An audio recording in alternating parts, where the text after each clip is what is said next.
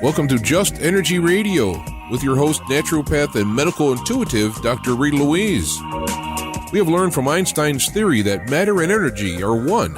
Physicists believe that all systems in nature have their own particular way of vibrating. From the swinging of a pendulum to the waves of the ocean to the light that brightens the sky each day, each of these oscillates at its own unique rate. The same holds true for every thought, feeling, event, or word we speak. Each has its own frequency or rate of vibration. What many of us don't realize is when we take everything in our universe down to its simplest form, it is all just energy. Join Dr. Rita Louise on a journey through time and space where past, present, and future collide. Today, what you believe may be called into question. What we want to know is, who made up the rules? Be brave and step outside the box. We are about to turn our world upside down and venture into the unknown. Hold on. We are departing our own beliefs and entering alternative realms. Enjoy the possibilities. Hello and welcome to Just Energy Radio. I'm your host, Dr. Rita Louise, and thank you all for tuning into the show today. Just Energy Radio is brought to you by SoulHealer.com, where you can find out about all the products and services I offer, including medical intuition evaluations, energy healings, and psychic readings. So if there's stuff going on in your life, you have issues in your relationships, problems at work, need some guidance as to where you're moving forward in the future, give me a call, send me an email, and we can set up a time for a private consultation. It's also brought to you by the Institute of Applied Energetics. That's www.appliedenergeticsinstitute.com, where you can jumpstart your intuition today by downloading their free 50-page guide. That's www.appliedenergeticsinstitute.com. Well, we have an exciting show for you tonight. We are going to be speaking with Robert Bauval about his new book, Secret Chamber Revisited. So let me tell you a little bit about Robert and get him on the air. Egyptian-born Robert Bauval began studying Egyptology in 1983. His first book, The Orion Mystery, was published in 1994, becoming a #1 bestseller translated into more than 25 languages. His research has been featured in documentaries throughout the world. He lives in Spain. His webpage is robertbauval.co.uk. So please welcome to Just Energy Radio, the author of The Secret Chamber Revisited, Robert Bauval. Hey, Robert, how are you? Hi, Rita. Thank you for having me on your show again. Well, you know, it's always a pleasure. You just bring so much insight and juice as to what's going on over in Egypt that I love. You know, it's like a little gossipy chat session going on. I don't know.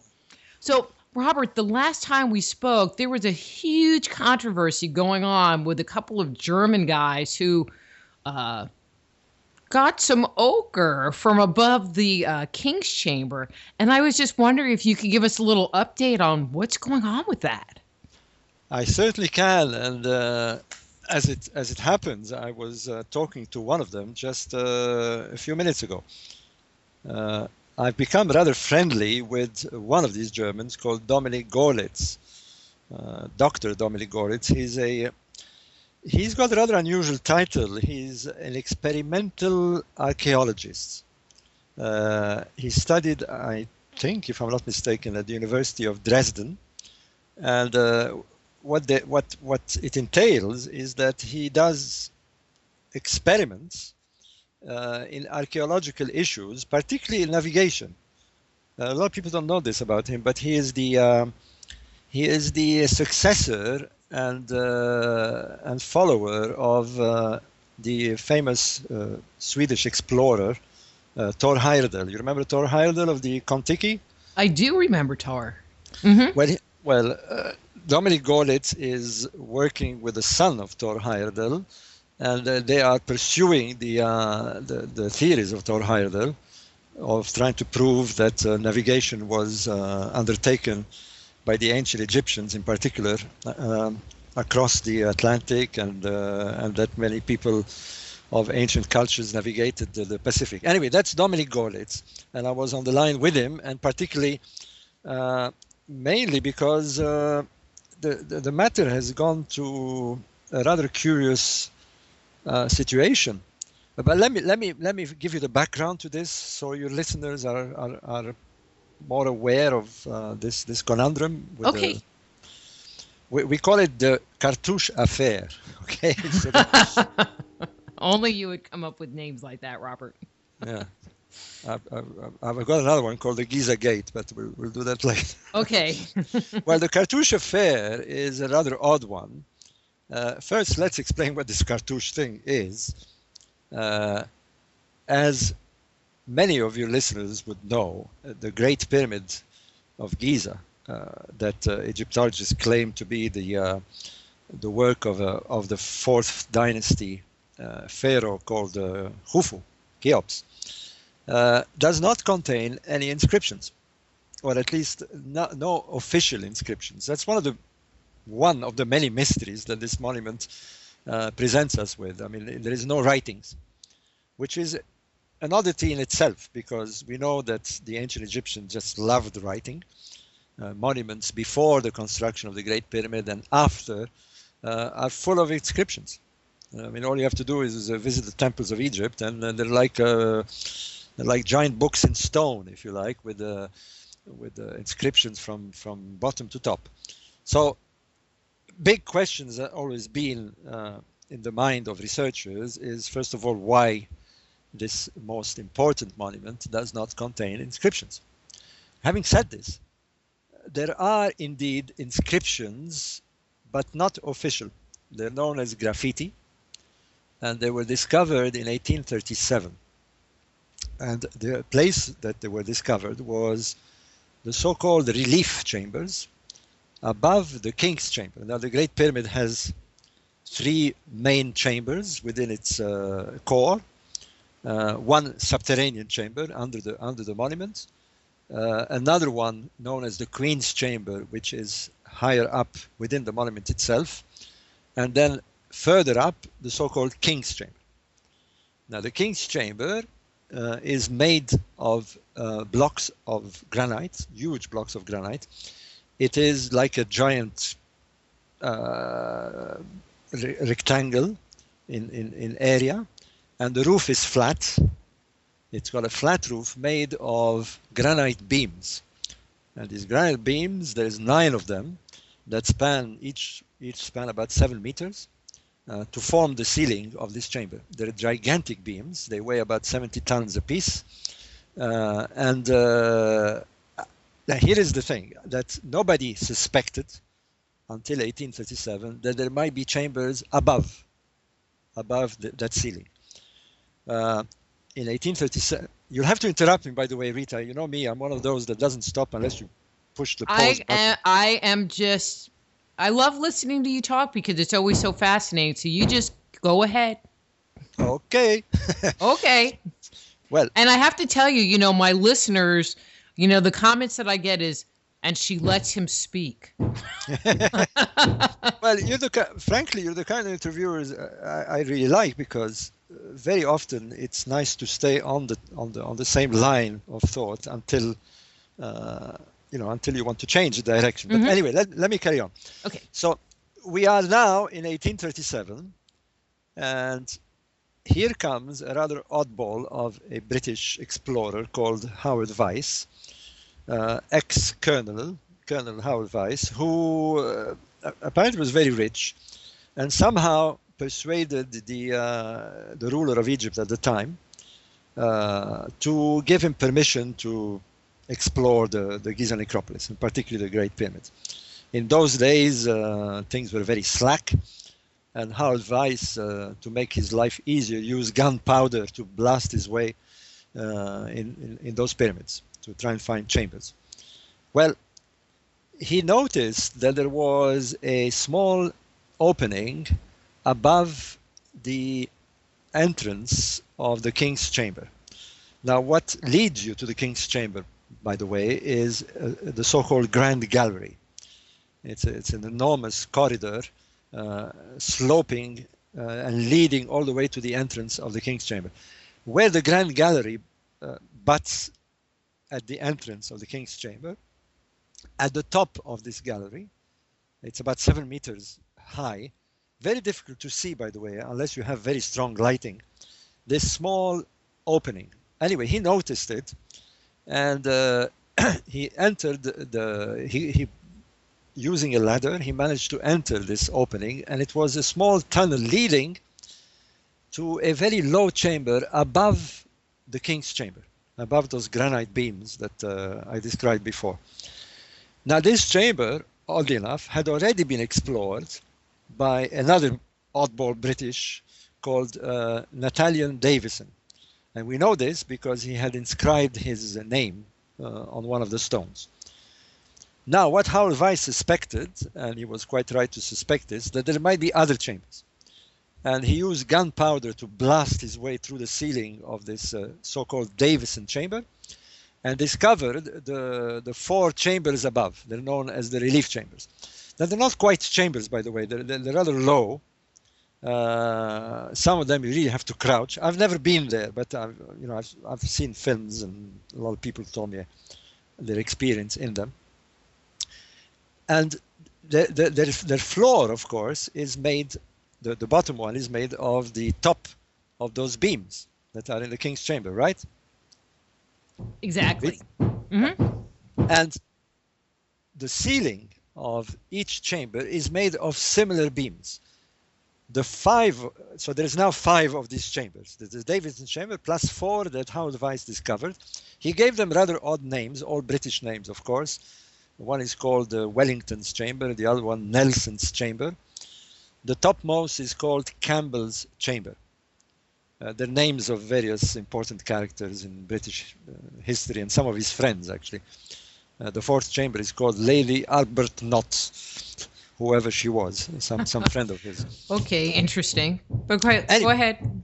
Unfortunately, they're known by these names now, so it's kind of odd to call it Campbell's chamber.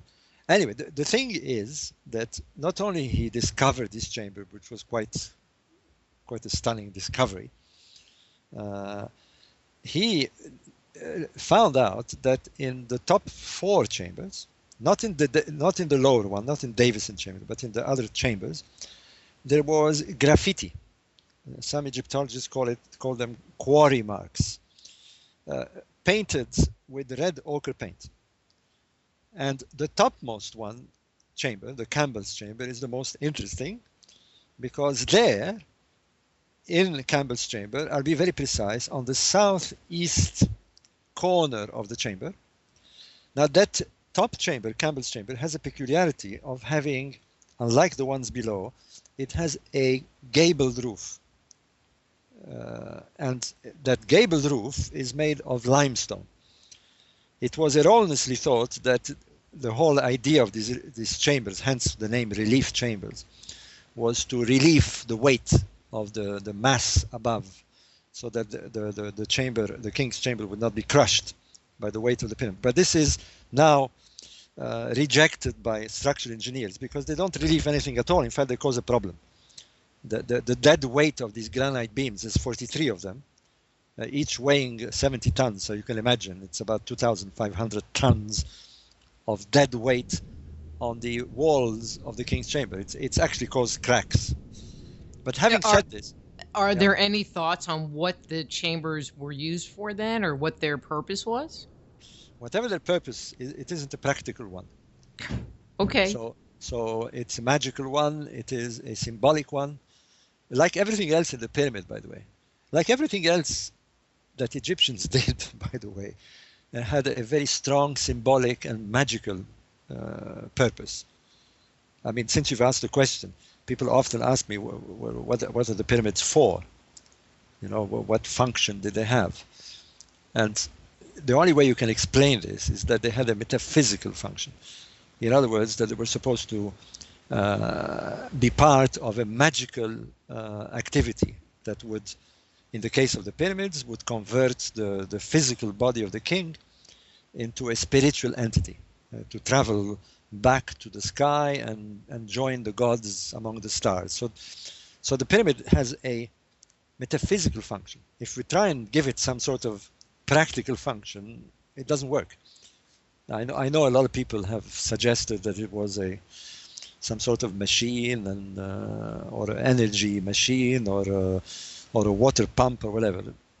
I do not subscribe to these theories. There is no doubt at all. And the reason that I'm saying this is that it's supported by the so-called pyramid texts that were inscribed in pyramids of the later dynasty, of the 5th dynasty.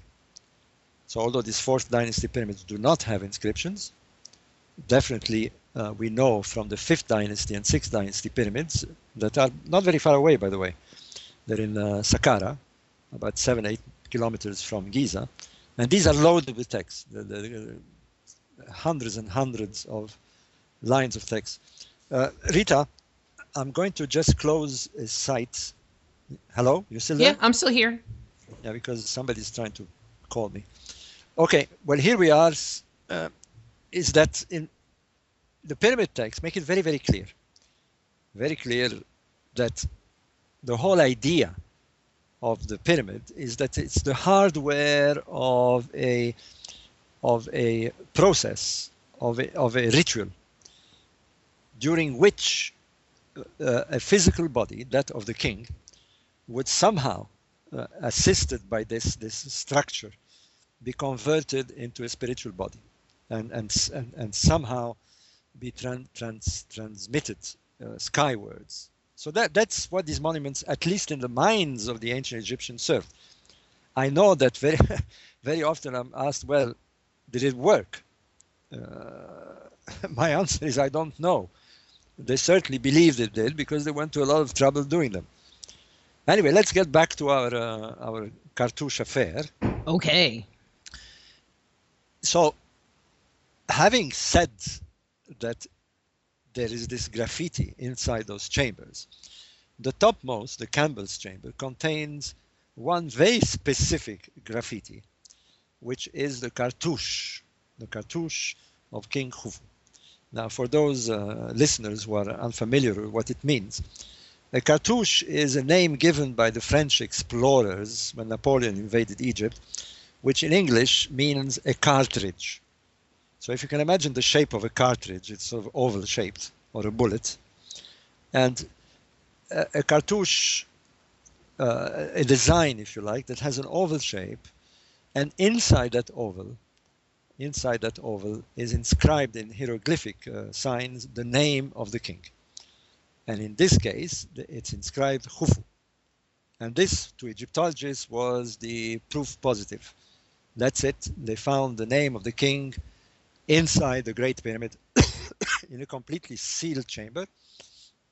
And that, in a sense, is the smoking gun, if you like, the holy grail of pyramid exploration, is that it confirms, at least to Egyptologists, that the cartouche of Khufu proves that the pyramid was built by the 4th dynasty king called Khufu. Now, having said this, there's been a lot of doubt shed on the authenticity of this cartouche, primarily by the now deceased author Zakaria Sitchin. Rita? Yes, sir. No. Please make some noises because sometimes I think we're cut off. Well, I just don't want you to hear that banging in the background. Well, okay. But, no, because I'm in Spain and you're in Texas, and the lines are not so good from here. But anyway, let me go on. And I've just said that the authenticity of this cartouche has been put in doubt. And it was put in doubt more specifically in 1980 or 81, if I remember well, by the author Zakaria Sitchin. Sitchin wrote a book called The Stairway to Heaven. And in this book, he wrote a chapter narrating the story of how Howard Weiss found these chambers, how he discovered the cartouche, and suggested that maybe Howard Weiss forged the inscriptions. In other words, that he wanted to get the glory of having found the proof that the pyramid belonged to King Khufu. Now, without much ado, I am somebody who believes that this cartouche is authentic, and I'll explain later why I believe so. But let's carry on now with the story of the Germans. Okay. So you can see that there has been many people, particularly the Elder Casey Foundation and many others who would like to see the pyramid being a much older monument for various reasons.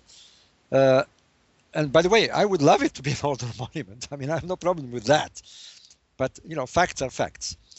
And who would be very keen to prove one way or the other whether this cartouche was authentic or not. Now, here is the problem. From 1837 and until the year 2013, to be precise, April 2013, amazingly, with all the pressure that was put on Egyptologists to test this cartouche. Now, let me say this so that there's no confusion. The cartouche, like much of the other graffiti, it isn't just the cartouche. The cartouche is there at that corner of Campbell's chamber on the southeast corner, but there is also a lot of other graffiti, also painted in red ochre. Now, red ochre is a natural material made from a ferrous oxide derivative. It's literally found in nature in its normal state. It looks like red dust.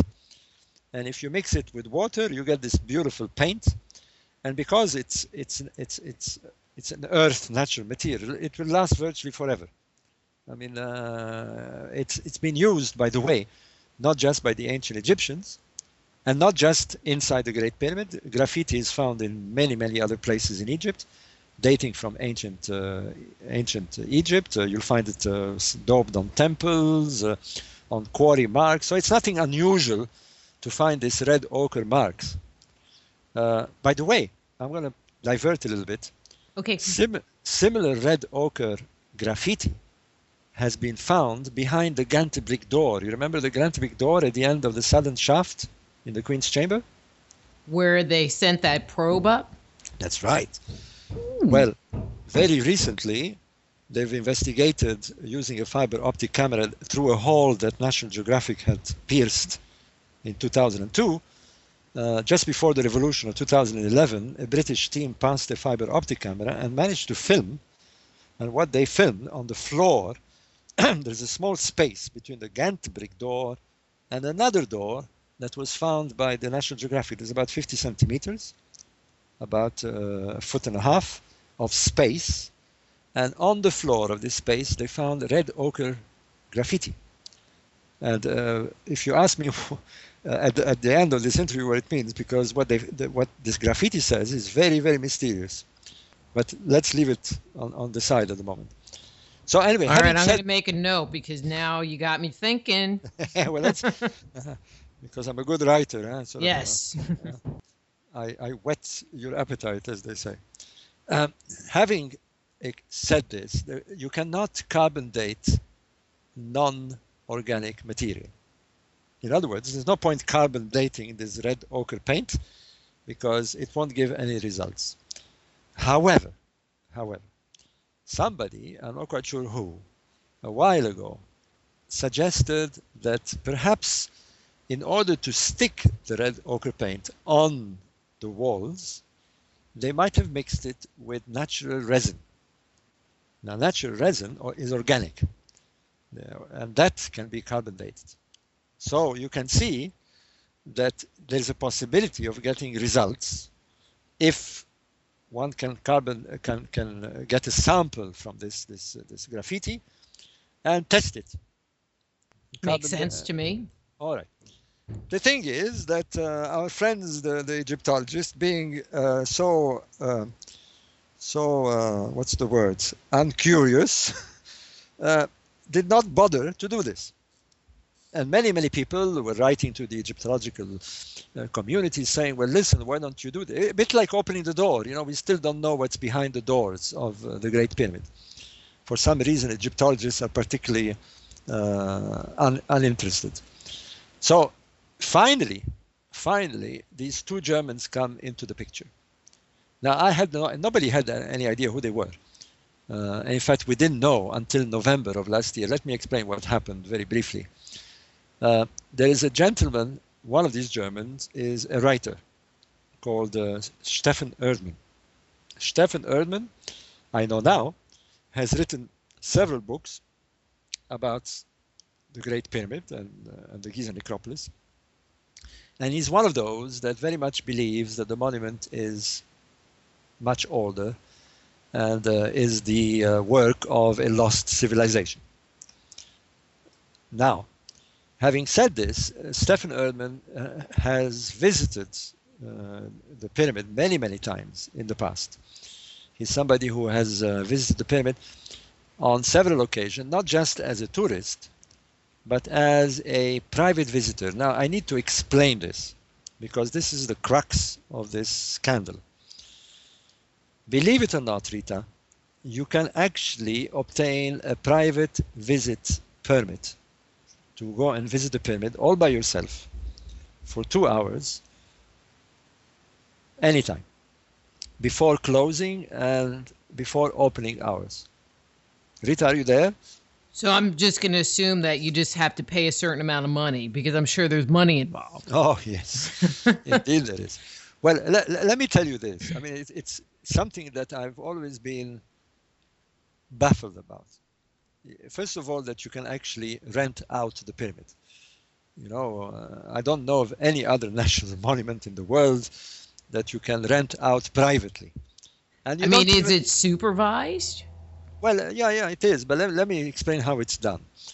You want to visit the Great Pyramid, assuming that you decide, well, I would like to visit the Great Pyramid all by myself. All right? All you have to do is get in touch with a registered tour operator in Egypt, and there is hundreds of these. And you say, look, I would like to visit the pyramid on such and such a day. Could you please get a permit? And the tour operator would write a letter on his registered letterhead paper to the antiquity department. And the letter very simply says, we have one American who would like to visit the pyramid. He doesn't even have to give your name, all right? All he says is we have an American visitor who would like to visit the pyramid privately. Would you please give us authorization for such and such a date on such and such an hour? Now the hours, like I said, are before opening. Now the pyramid opens at 8:30, so the permit would allow you 2 hours, so you could have, say, from 6 to 8 or from 4 to 6, or during the night, by the way. They sometimes do it during the night. Or after hours, which would be after 4 o'clock. So it could be from 5 to 7 or 6 to 8. Okay? Okay. Right. Now, to cut a long story short, these Germans ask a tour operator to get them a permit. Now, here is what it costs, by the way, in case you want to do it. It cost 5,000 Egyptian pounds to get this permit. Now, 5,000 Egyptian pounds is about $800, all right? Which is, in America, it's not such a big deal for a lot of people, right? Right. I mean, it's the price of a party. You invite 6 people at a restaurant in New York and you've got a bill of $800. Easy, right? And by the way, the permit is either for one person or for 30 people. In other words, that it's the same price. You would pay $800 whether you're one person or 30. So you can imagine, if you can round up 10 people or 15 people, the price is almost negligible. For $100, if you're 10 of you, you can visit the pyramid, privately, which is, by the way, often done nearly every day, because of course groups are not very rarely single. You'll find that tour operators will ask for permits. Private visits occur at least once a day. Well, now because tourists is low, as you know, there is a low tourism because of the troubles in Egypt. But in normal times, you would have 2 or 3 private visits a day. So having said this, it's baffling that the permit is a very simple piece of paper without the names of the people who are visiting. It just says, for example, if you had a group of 10 people, it would say, we have 10 Americans visiting the pyramid, would like to visit the pyramid on such a day. And on that letterhead paper, the various departments of the antiquities would write by hand, and they would simply say, okay, in handwriting. And that's it. That constitutes the permit. I mean, it sounds like it's harder to get through the airport than to get inside the pyramid. It's harder to rent a car to rent the pyramid. That's what I'm trying to tell you. I mean, when you go and rent a car, you get at least a 3-page contract, giving you the whole conditions and insurance and what you can do and what you can't do and, the waivers and so forth. It's quite amazing. There's no instruction on this permit. It doesn't say what you can or cannot do. It doesn't say whether you can photograph or not photograph. It's really very, very amazingly basic. Having said this, what happens next is that on the prescribed date, the people who have been listed on the permit, the 10 people, or in this case 3 people, there were 3 Germans, by the way. Let me be very clear. There was Stefan Ehrman, the writer, who had been many times there. There was Dominik Golitz, Dr. Dominik Golitz, who it was his first time in Egypt, and certainly his first time in the pyramid. And there was a cameraman called Jan Gartrig, and he came to film the whole activity. Now, as strange as it may seem to you as well, they not only had asked for the permit, but knowing that they wanted to take samples from the relief chambers and they also, by the way, took samples from the ceiling of the king's chamber, they asked for a ladder. Because you need a ladder to climb up to the ceiling of the king's chamber. It's 5 meters high, and you need a ladder to climb to the entrance of the tunnel of the relief chamber. So they asked for a ladder, and amazingly, a ladder was supplied to them. Hello, Rita. Yeah, I'm just listening because it's just amazing that they would do all of this stuff. Yeah, hold on, because this thing gets stranger and stranger. No, I know the story because I got them to tell me in detail. By the way, it's in the book, in Secret Chamber Revisited. What I'm telling you now with pictures, by the way, and documents and so forth, it's all in there. I did 2 chapters on this. Anyway, having said this, they present themselves with the tour operator. The tour operator has the permit in his hand. He takes his guests and they go inside, they go at the foot of the pyramid, and there, before entering, of course, the ministry has provided inspectors to supervise the visit. In this particular case, there was 3 inspectors. 3 inspectors plus the tour operator, that's 4 Egyptians, plus 2 security guards, and plus apparently a trainee inspector. So there were 6 Egyptians. Well, I guess they didn't do a very good job. Okay, so yeah, it's obvious. Well, I don't blame. By the way, they're in jail. The 6 Egyptians are in jail. They've been in jail for the last. Oh yeah, they've been in jail for the last 8 months. I've been trying to get them out of jail because let me tell you why. First of all, these poor Egyptians. I mean, I know it sounds a bit strange to American listeners, but these people are very untrained. They're not quite sure what is allowed and what isn't allowed. I mean, like I said, this piece of paper doesn't make it clear at all. They have supervised visits before where other tours have been allowed to do all sorts of things in there because you know why? They get the permit, and then the tour operator used to go and see our famous friend Zahi Hawass. And Zahi Hawass would say, yeah, no problem, you can get in the relief chambers, it's no problem. And now whether there was money exchanged in this no problem business, I don't know. But I know of many, many people who went in the relief chambers. It was quite common during those visits. I mean, Okay. I know, yeah, I mean, because what happened is the inspectors assumed that if you got a private visit permit, then you would be able to enter places that normally, on the normal visits during opening hours, you do not go. And in any case, those places that you're not supposed to go, you can only go with a ladder. So, I mean, even if you wanted to go, you need to have a ladder. Somebody has to supply you a ladder. So anyway, everybody goes inside the pyramid. So we have these 6 Egyptians and these 3 Germans happily going inside the pyramid. They climb all the way to the king's chamber, go inside the king's chamber with the ladder that apparently was waiting for them at the foot of the Grand Gallery. They take the ladder inside, and one of them climbs, the Dominic Golitz climbs the ladder in the king's chamber and takes samples from the ceiling.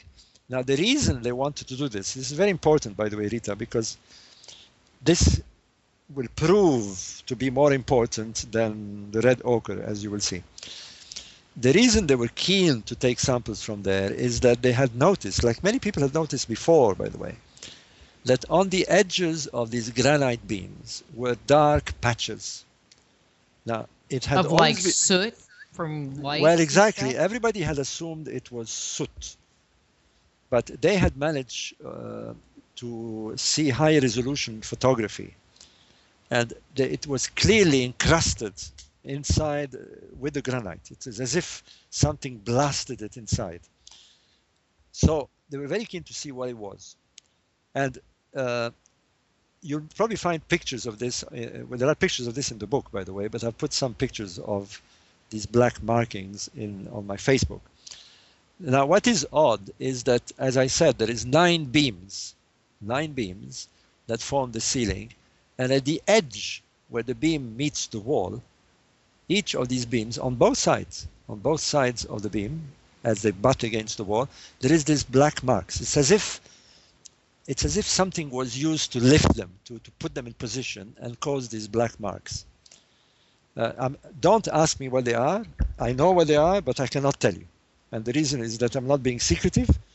The reason is that they've tested these marks, and they have made an agreement with the Egyptian authorities that they will not publish the results without the Egyptian authorities having first the right to publish. Okay, Rita? Okay. But I can tell you this, is that whatever, they found something in this black material that will surprise us all. All right, I can go as far as that. It is something that is not supposed to be there. It is something that wasn't yet discovered. Any idea when they're supposed to publish? Well, they're waiting because, like I said, I'll be telling you in a minute. There is the court case that is going to be heard in about 10 days' time. So there's more controversy with what's gone on than their ability to get inside. But keep going. Well, I'm telling this story because it's important that everybody... It is important. It's important that the whole world understands, because you'll see what happened when the story broke out. I mean, it went viral. I mean, but anyway, let me carry on. So here they are. They've taken these samples from... They took about 14 samples. Now, let me be clear about what they mean by samples. They scratched off a few milligrams from 14 places on these beams. To be fair, you can hardly notice. I mean, the accusations later that they damaged and destroyed the pyramid is a lot of nonsense. You know, this is a 6 million ton monument. You'll need a nuclear bomb to sort of do any damage to it. I mean, this is, admittedly, they should not have taken samples, but it's not the damage that people think it is. I was told by the scientist who tested it that if you would sneeze, you would lose them. You know, I mean, it's that small amount. Okay. So no, to be fair, I mean, you know, however, after that, they moved the ladder out of the king's chamber and placed it outside the grand gallery, outside the chamber, so they could climb and enter the tunnel and go in the relief chambers. And so they did. 2 of them did, Dominic Golitz and the cameraman. The writer, Erdmann, did not go up there. He was too scared. It's rather a dangerous thing to do, by the way. You have to climb this very rickety ladder for about 7 meters high. and it's all very dark, and you have to sort of try and sneak into this tunnel. It's very, very dangerous. But anyway, in they go. And they had the cameraman filming everything. He was filming as they went along. And they somehow make their way took them quite a long time, apparently, in the dark and with torches and not knowing where they were, because this was their first time in there. And they finally make their way to Campbell's chamber, the very topmost chamber.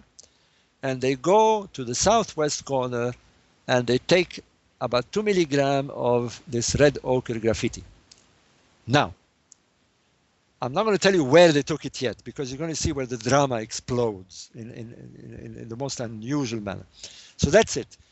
They put the samples in little plastic containers. They go out of the pyramid. They say thank you to the inspectors, and they go back to Germany. And nobody knew about this, apart from the inspectors who were with them. And even the inspectors apparently did not know that samples were taken until these guys decide to do a YouTube where they put the filming showing them actually taking the samples. I mean, this they put on the YouTube in November, early November. And as you can imagine, the minute that some Egyptian officials saw this, they went bananas. Are you still there, Rita? Yeah, and so it's sounding like they did not test the materials that they acquired prior to posting their YouTube video. No, they did test it. Okay. They did test it. Okay. I'll get to the testing results when we finish this story. It's important that it is. You'll see why, because the situation has gone very dramatic. There are people in jail, there are court cases, and you name it. Okay, so they put this YouTube trailer, and somebody called Osama Karar, who's now become a very good friend of mine in Egypt, who has a society to protect ancient monuments, saw this and went to the newspapers and accused these Germans of vandalizing the pyramid and to have taken samples from the cartouche.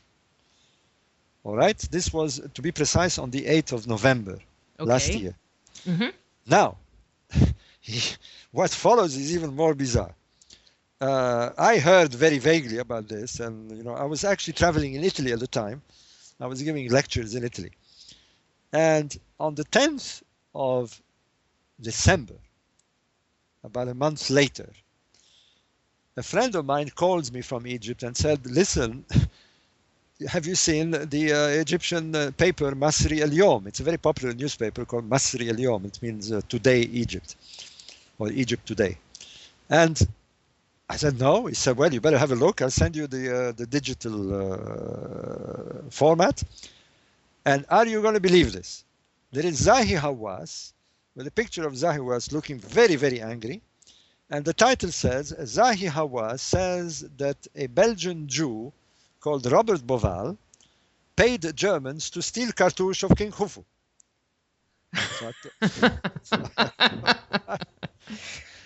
You're the mastermind behind it all. Oh yeah, I mean, at first I didn't know whether to laugh or to cry. The guys were completely mad. It wasn't the first time that he accused me of being a Jew trying to undermine Egyptian culture and all that. I mean, I've been accused of being a Zionist and a Jew and a spy, by him many, many times. But this was a little bit too much. He was accusing me of paying Germans to steal the cartouche.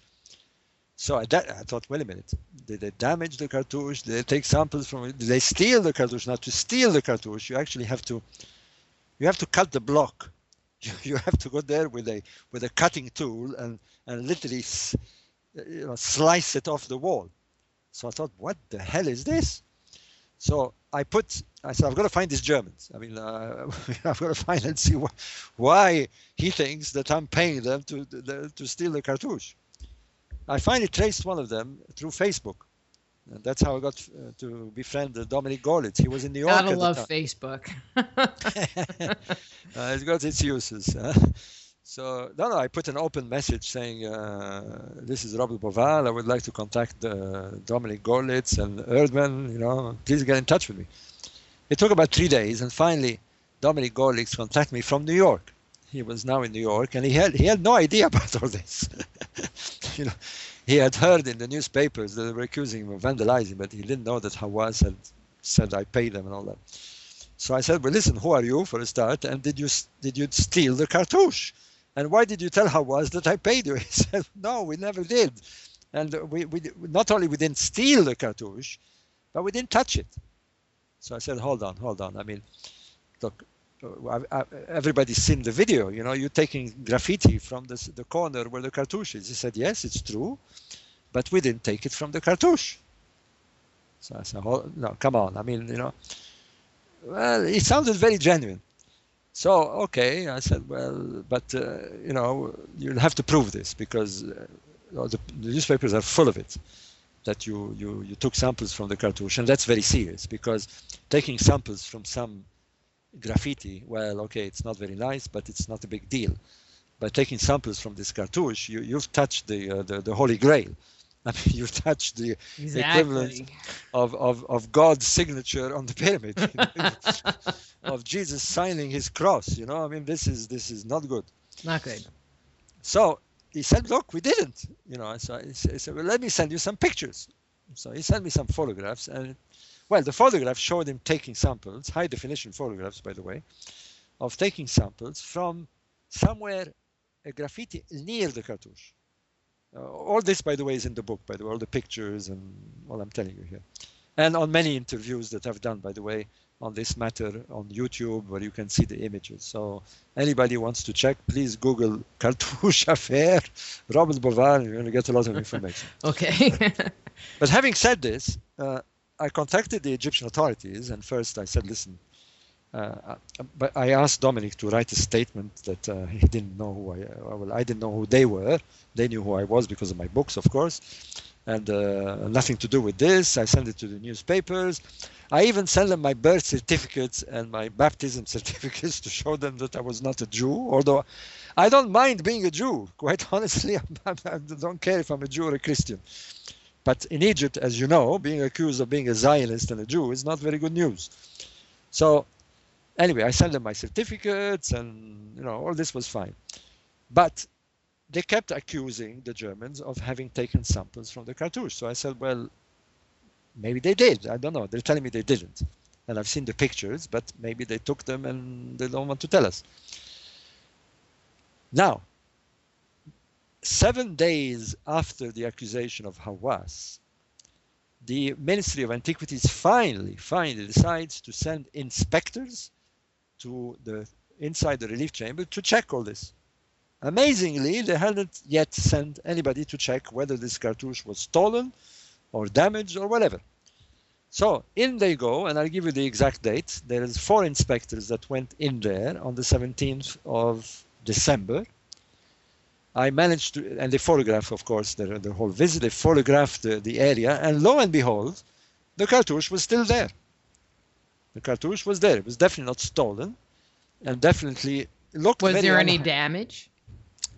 Well, at first impression, no. Until a few days later, an Egyptologist called Monica Hanna pointed out that there was 4 scratches on the cartouche. Somebody did take samples.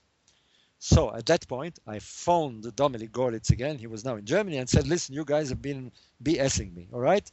I mean, I trusted you, but now it looks like, yes, you did take... And they kept saying, no, we didn't, honestly, we didn't. So I thought, look, come on. There's 4 scratches on this cartouche.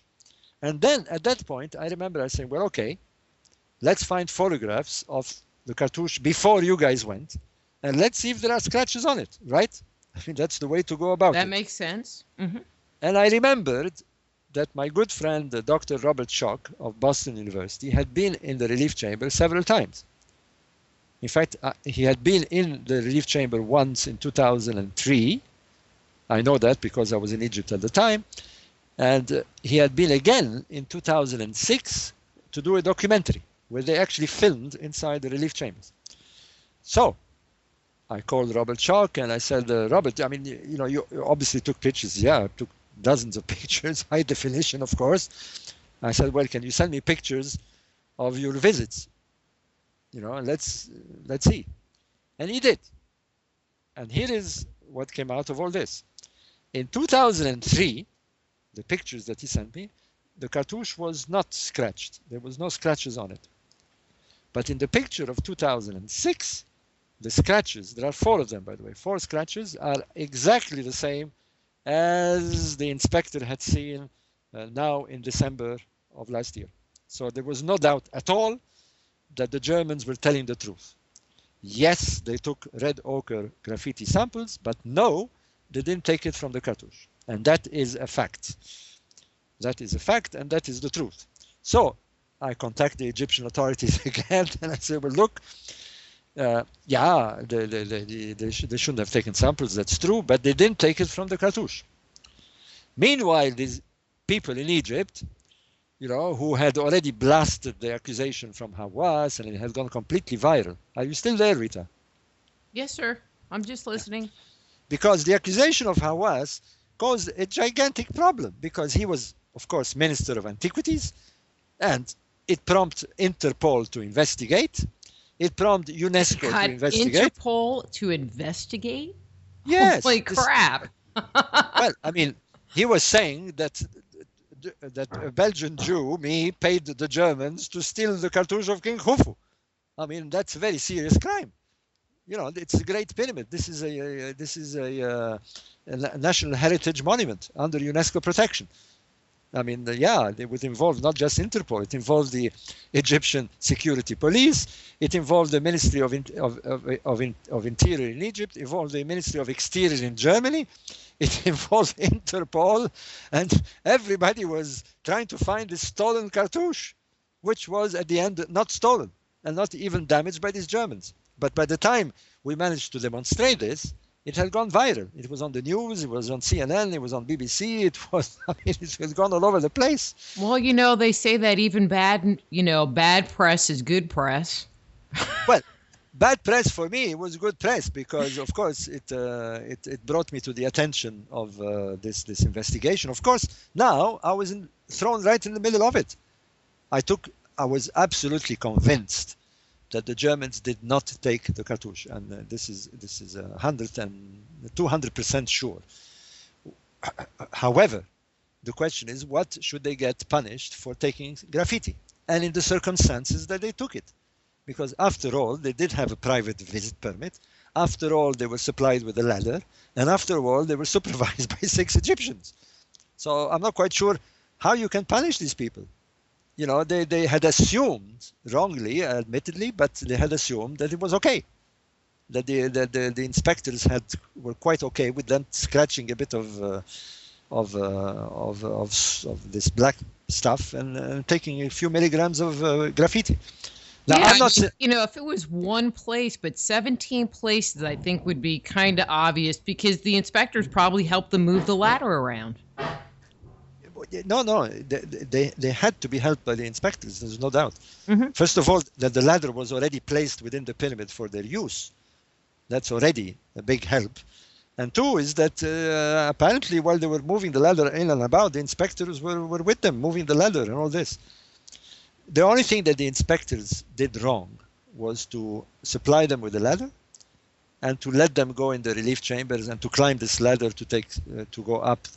Apparently, the inspectors were not aware that they were taking samples. Now, this has been confirmed by the Germans. They were chivalrous enough to write affidavits to the Egyptian authorities saying that the Egyptians were not aware of this, of them taking samples. That means that the Egyptians are guilty of not having done their job, if you like, of letting people go in these relief chambers, which, as I was telling you, Rita, it was quite commonplace anyway. I mean, okay, it doesn't absolve them of what they did. You know, 2 wrongs don't do a right. But surely this must be taken in consideration. These poor fellows do not deserve to be 1 year in jail, as they have been. I mean, it's too harsh a sentence for having mismanaged their job, all right? They should have been severely reprimanded by the Ministry of Antiquities. They should have lost salaries. They even should have lost their job, but they shouldn't be in jail. We don't hang people for stealing a loaf of bread these days, all right? I mean, the damage is...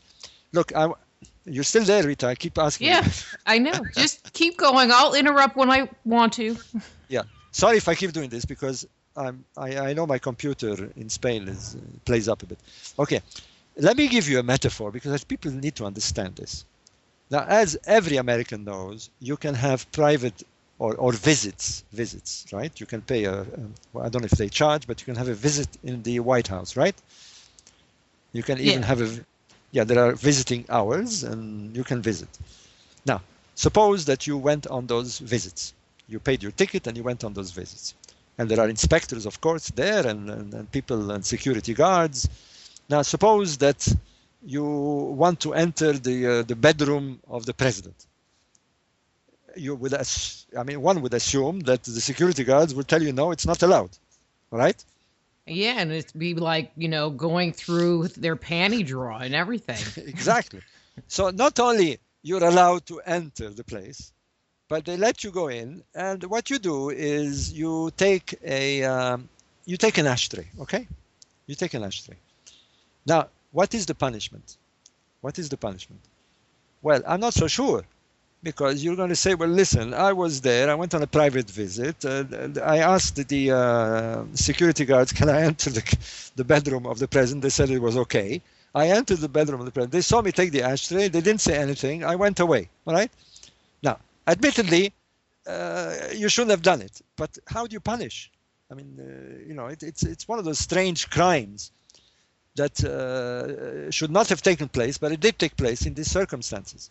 Now, of course, you want to punish the security guards of having been so slack and letting you do this. Exactly. That's another matter. But as far as you doing it, well, you might have been a kid. You might have been somebody who wasn't too sure. You might have been a foreign tourist. You might have been a Chinese tourist, who wasn't quite sure if it was allowed or not allowed. I don't know. All I'm saying is that crime should not be considered as a criminal court case to put people in jail. I mean, you would find them. You'd say, okay, listen, return me the ashtray that you took from the president. Please make an apology, and we'll fine you, I don't know, $3,000 for being naughty, and that's it. Anyway, I don't want to go into the legal matter. All I'm saying is that what happened in there happened in very, very odd circumstances. That these Germans had a permit, were provided with a ladder, and that the inspectors at the very least turned a blind eye to let them do what they did. You agree, no? 100%. Right. So that's the story. Now, that was all presented. We knew all this. I mean, the evidence came across. We had the pictures from Robert Schoch. We presented this to the Egyptian antiquities, and lo and behold, now this is a strange one, Rita. It has been proved without a doubt that this cartouche, the sample taken from the cartouche, these 4 scratches taken from the cartouche, occurred between 2004, I'll be very precise, July 2004 and the 3rd of December 2006. We have this window that somebody took samples from the cartouche in that time frame. It's a fact. Now, unfortunately for Hawass, he was the Director General of the pyramid at that time, which means that he is responsible of whoever went in there and he allowed them to go in there to take samples. Or maybe he didn't know they were taking. To make things worse for him, we have managed to find pictures and TV documentaries where Hawass saw the cartouche before it was damaged. That means before 2004. He's there looking at the cartouche, examining it, and it's very clear that that the cartouche is not damaged. And then we have photographs and videos of Zahi Hawass after it was damaged, but before the Germans went. We have pictures of him being in 2007, 2008, and 2010. And he actually... with the amount of people that go up there, I think if they did a general call of, tour operators, I think they can investigate it and narrow it down to a very finite window and a handful of people that it could possibly have been. Well, that's the problem, Rita, is that no tour operator and no one else would come and admit that they've been in there because they weren't supposed to be in there. In other words, that anybody who had a private visit between 2004 and 2006 could have gone in those chambers and could have taken these samples. And we know somebody did. The question is who. Now the problem of finding who is, yes, we can find out who had private visit permits, but we cannot be sure who went in the relief chambers, because the permit would not say this. Or the only person who would know. Point. Yeah, the only people who would know are the inspectors who were on these tours, and they would not come clean. Believe me, we've tried. We went to inspectors and said, listen, you've got to help your friends and tell us who did you supervise? But they wouldn't, of course, incriminate themselves. However, we do have pictures of people in the relief chambers. Some foolish tourists who did have private permits, who did go in the relief chambers, who took pictures of themselves in the relief chambers. So they're suspects, of course. But ultimately, who is responsible? Because we know that Zahi Hawass, this is the problem. We know that Zahi Hawass would often give verbal permission to people to go in there. His friends, his students, friendly tour operators. Now, whether he got remuneration for it is another matter, but we know he did it. I know personally that he did it many, many times. In fact, when Robert Schoch went there in 2003 and 2006, they went there with a private visit permit, not an exploration permit, and definitely not a permit to allow them to do filming. But they went in there with a private visit permit. But Schoch tells me that the tour operator asked Hawass for his permission, and Hawass said fine.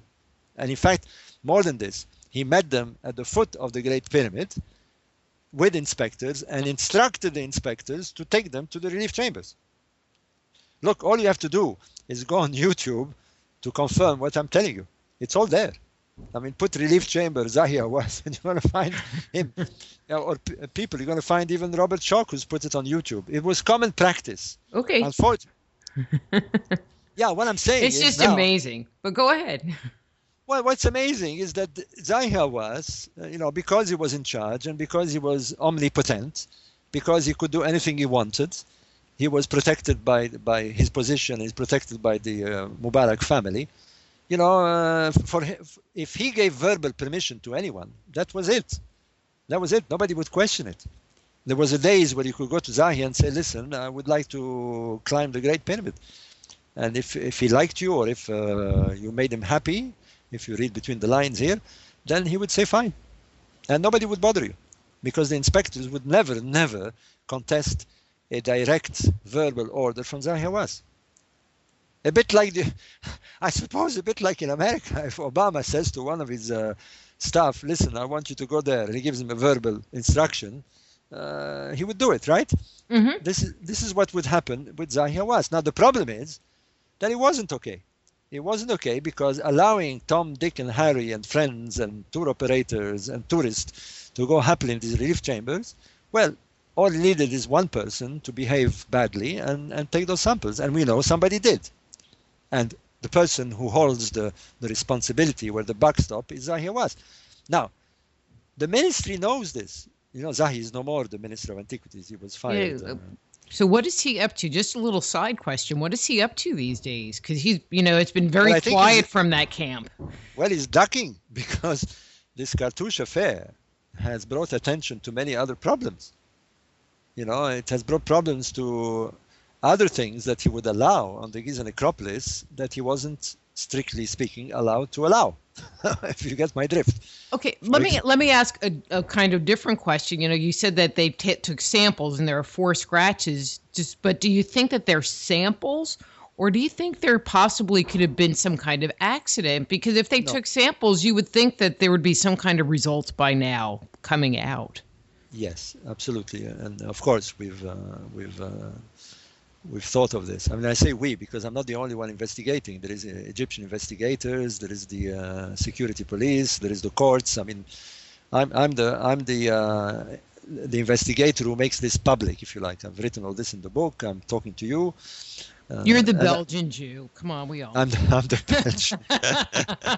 No, I'm the mastermind behind this. That's right. That's it.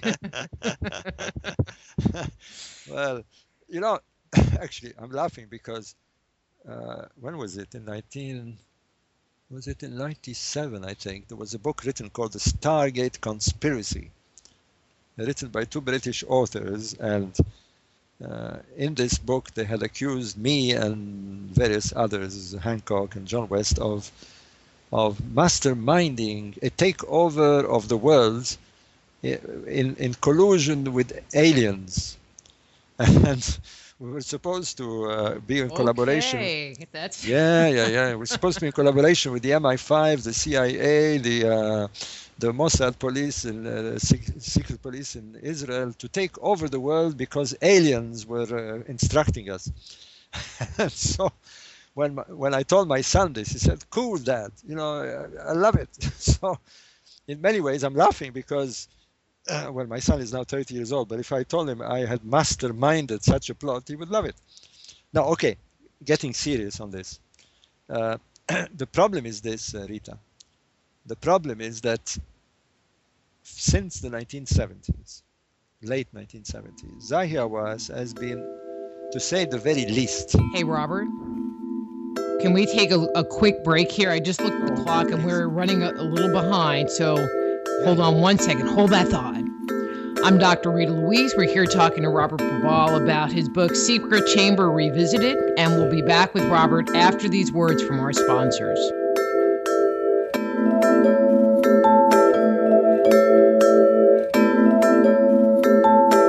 Just Energy Radio with your host, Dr. Rita Louise, will return right after these messages.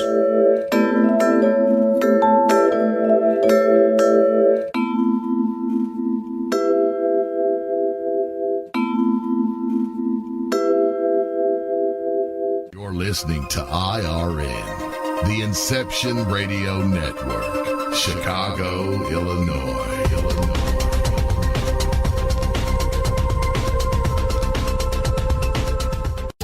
Psst. Are you looking for a cure for boredom? Never worry. IRN's new interactive website introduces a number of ways to pass time while you listen to your favorite show.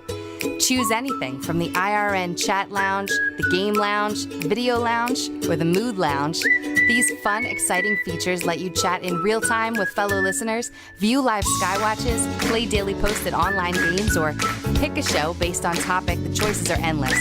Use your time wisely, keeping it all on IRN. Who were the gods of antiquity?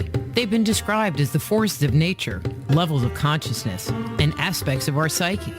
Stories that depict their incredible weapons, their flying machines, and their amazing adventures are characterized as being the product of our ancestors' fanciful imaginations. But what if the tales of the gods are true? Did the writers, chroniclers, and scribes of our distant past actually document a realistic view of our origin? My latest book, Man-Made, The Chronicles of Our Extraterrestrial Gods, looks at our most ancient legends. Learn of the torrid romances, elaborate plots, violent scandals, and conspiracies that played out in antiquity. Find out the role the gods played in the life and culture we have today.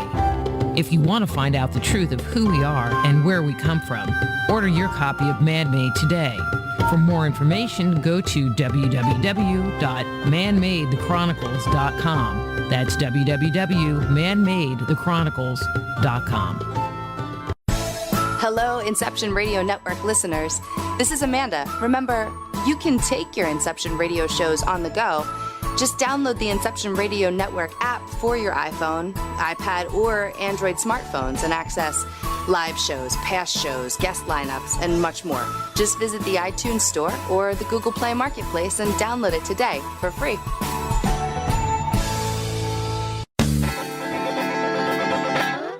Move past the crossroads in your life and discover alternative solutions to your deepest concerns at soulhealer.com. So whether it's a physical problem, an emotional issue, a question about work, or troubles in your relationships, naturopath and medical intuitive Dr. Rita Louise can help you.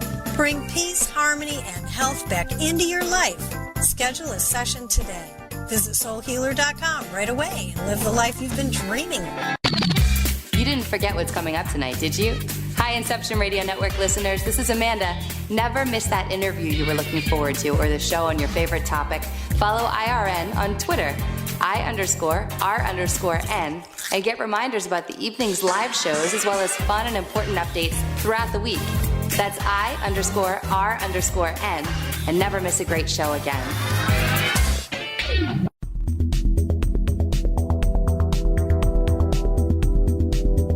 We only have a couple of seconds before we have to get back to the show, and I want to tell you how you can jumpstart your intuition today.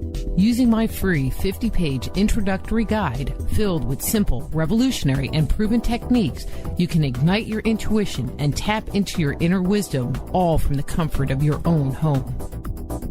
The Institute of Applied Energetics is the leader in online home study instruction for those interested in becoming a certified medical intuitive, intuitive counselor, or energy medicine practitioner. Now is the time to transform your life and take it to a completely new level. Discover who you are and how you work. Open the door to the world of intuition, health, and healing. You can jumpstart your intuition right away by going to www.appliedenergeticsinstitute.com and downloading our free guide. Get the opportunity of a lifetime and live the life you deserve. Download your free Jumpstart Your Intuition guide today at www.appliedenergeticsinstitute.com and begin living a life filled with passion and purpose.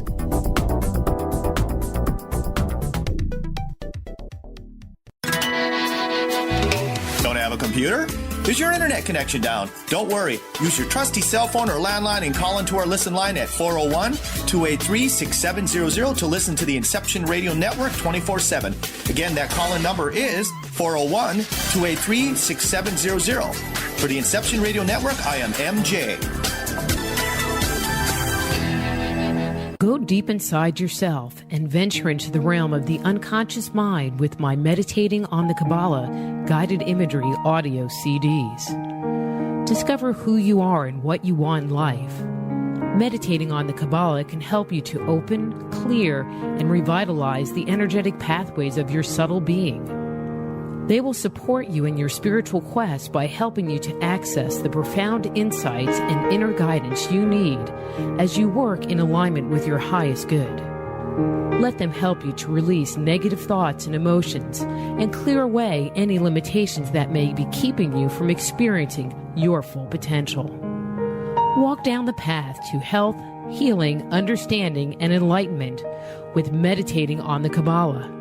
Order your copy today at www.soulhealer.com. That's right, that's www.soulhealer.com.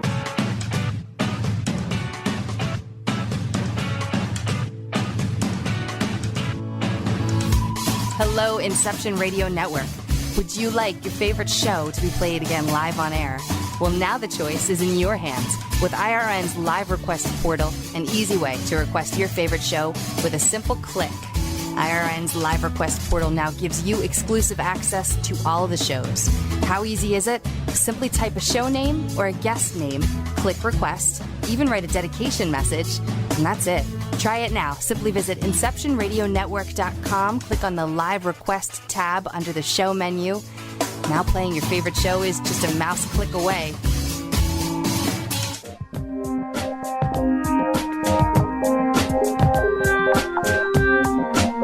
And now back to Just Energy Radio with Dr. Rita Louise.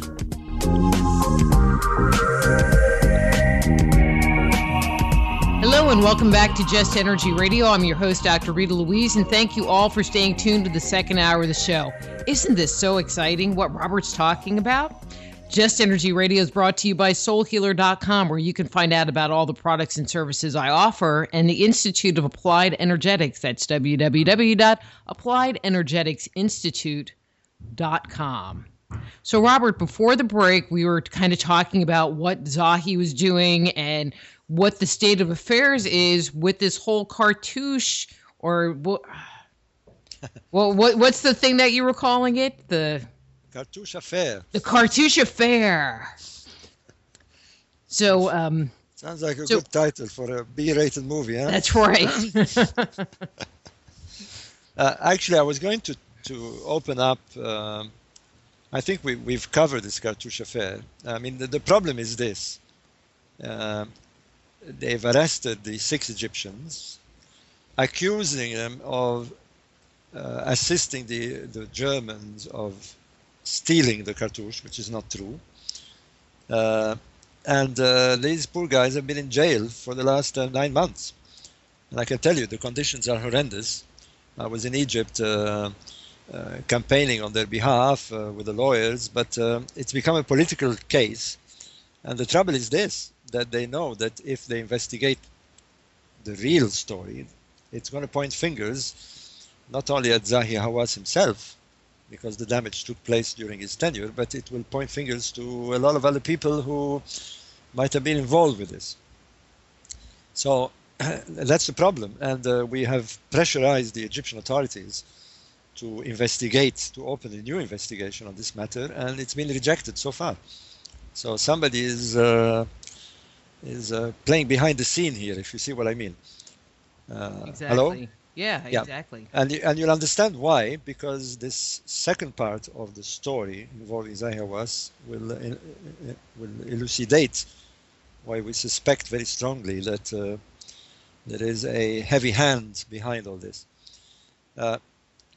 As you know, Rita, Zahi has been involved with the Edgar Cayce Foundation since the early 70s, when the Cayce Foundation decided with the son of Edgar Cayce, Julian Cayce, to look to do something about finding this fabled Hall of Records that was predicted by his father in the 1930s. And so they sent a young man, a young American called Mark Lehner, who befriended Zahi Hawass. Now, I don't want to go through all the story again, it's all in the book, but to put it in a nutshell, Zahi Hawass has collaborated with the Cayce Foundation. Now, I'm using the word collaborated very loosely here. I'm not quite sure what was the deals between them, whether there was money exchanges, but whatever was the case, Zahi Hawass has facilitated for them to get permits. The first permit was obtained in 1978, where they did drilling under the Sphinx to locate this Hall of Records. I'm very, very incensed by this. I'm not against looking for a Hall of Records. People think that I'm, although I'm not so sure if there is one. What I'm against is people with no proper scientific and archaeological experience to mess around with these monuments, and let alone drilling in a monument that's 5,000 years old. The part I think is interesting is that there was a National Geographic or whatever, that they were looking for the Hall of Records, and Robert Schoch was in there, and Zahi seemed like he thought they were all crazy, calling them pyromaniacs or something like that. And it was you're absolutely right, Rita. And this is the not only the deception, but this is the good cop, bad cop game that's been going on for 30 years. Because there is no doubt at all that whether Zahi believes in it or not is another matter. But okay, here is the problem, that the Cayce Foundation, after their first exploration there, and clearly it was arranged by Zahi Hawass and Mark Lehner at the time for them to drill holes under the Sphinx. After that, in 1979, they arranged, or so they claim, Zahi denies this fervently, but they claim that they arranged for Zahi to obtain a scholarship from the Fulbright Commission in Cairo in order to do a PhD at the University of Pennsylvania. He spent 7 years there, and it was fully paid by American tax money, by the way. And he obtained his PhD, and apparently the Cayce Foundation participated in the costs. After which, in 1987, he returned back to Egypt and became director of the Giza pyramids. And it is then, I presume, that they wanted their pound of flesh from him. They had done him this enormous favor of obtaining a PhD, which he needed desperately, because they actually say so in their in a book. They say that they not only arranged for his PhD studies, but the reason they did so was for him to go back with a PhD and climb the ladder of the antiquity department and become the boss, so that when he would be in charge, he would give them permits. So now let me say this, and I'm saying it because it is very important for Americans to understand this. If you do such a deal with a foreign official, it is considered bribery. You know, there's no ins and outs about it. If you want something in exchange for a favor that you do, whether you pay money or pay the studies or give him presents or pay him a holiday, in order to get something in return, this is bribery, according to the Foreign Corrupt Practice Act of the U.S. government, U.S. Department of Justice. Rita, hello? Yeah, keep going. So, whatever they did, you know, even if they just arranged for his studies in order to get permits from him, this is bribery. This is considered a corrupt act. Because not only, you know, it doesn't take a rocket engineer to realize that you shouldn't do this, you know, to get influence through that kind of deals, but it is getting unfair advantage over others who may have wanted to get permits, you know, and exactly. that is not allowed. That's number one.